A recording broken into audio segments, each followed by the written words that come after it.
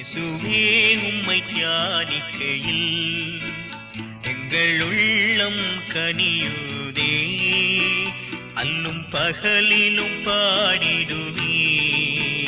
இயேசுவே எந்தன் ஆருயிரே, பாரும் தேவா இந்நேரம் வாருமே, பாரும் தேவா இந்நேரம் வாருமே. கேட்போருக்கும் தேடுவோர்க்கும் நீ எல்லா நன்மையையும் நீரே, அன்னையும் தந்தையுமானவரே. இயேசுவே எந்தன் ஆருயிரே, வாரும் தேவா இந்நேரம் வாருமே, வாரும் தேவா இந்நேரம் வாருமே. கர்த்தருக்குள் அன்பானவர்களே, அனுதினமும் கிறிஸ்துவுடன் தியான வேளைக்கு உங்களை அன்புடன் அழைக்கிறோம். இன்றைய தியானத்திற்கான வேத வாசிப்பு யோசுவா 7ஆம் அதிகாரம் வசனங்கள் 20 முதல் 26 வரை. தியானத்திற்கான தலைப்பு மனம் திரும்பாமற் போனால். ஆகையால் அவ்விடம் இந்நாள் வரைக்கும் ஆகோர் பள்ளத்தாக்கு எனப்படும். யோசுவா 7:26. எரிகோ மதில் விழுந்ததை குறித்து அநேக பாடல்களை பாடுகின்ற நாம் அதே வெற்றிக்கு பின் பெரியதொரு தோல்வி இருந்ததை சிந்திப்பதில்லை. எரிகோவிற்கு அடுத்த ஆயி என்ற சிறிய பட்டணத்தில் இஸ்ரவேலர் கண்டதான படுதோல்விக்கு எரிகோ விஷயத்தில் ஆகான் செய்த பாவமே காரணமாயிற்று. ஆகவே ஆகானுக்கும் அவன் முழு குடும்பத்திற்கும் ஆடு மாடுகளுக்கும் கொடுக்கப்பட்ட தண்டனை தேவன் பாவத்தை எவ்வளவாய் வெறுக்கிறார் என்பதற்கு அடையாளமாக ஒரு கற்குவியலாக குவிக்கப்பட்டு அந்த இடம் ஆகோர் பள்ளத்தாக்கு என்ற பெயரும் இடப்பட்டது. அது இஸ்ரவேலருக்கு எப்போதும் ஒரு எச்சரிக்கையாகவே இருந்தது.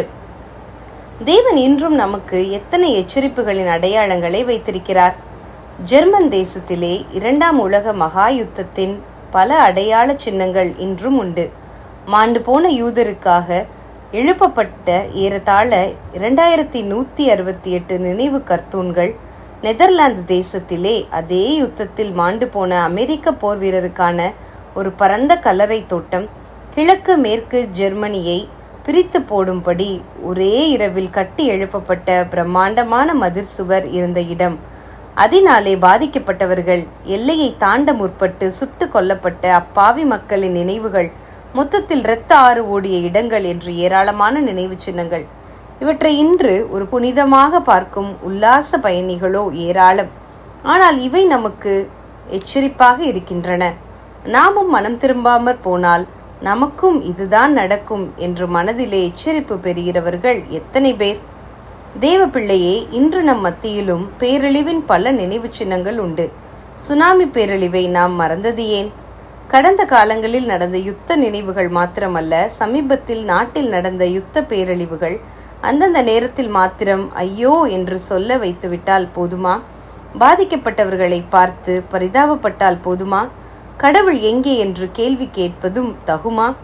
நீங்கள் மனம் திரும்பாமற் போனால் எல்லாரும் அப்படியே கெட்டு போவீர்கள் என்று ஆண்டவர் சொன்ன வார்த்தையை நினைவு கூர்ந்து நம் வாழ்வை இன்னும் சரிப்படுத்தவில்லையானால் அதன் விளைவை நாமும் சந்திக்க நேரிடும். அதன் பின்னர் துக்கப்படுவதில் பலனில்லை. நமக்கு முன் வைக்கப்பட்டிருக்கும் ஞாபக சின்னங்கள் நமக்கு ஒரு எச்சரிக்கையாக இருக்கட்டும். ஜெபம் செய்வோமா? அன்பின் பிதாவே, பேரழிவின் செய்திகளை கேட்டும் எச்சரிப்படையாமல் இருதய கடினத்தோடு வாழாதபடி மனம் திரும்பி வாழ உதவி செய்யும். ஆமேன்.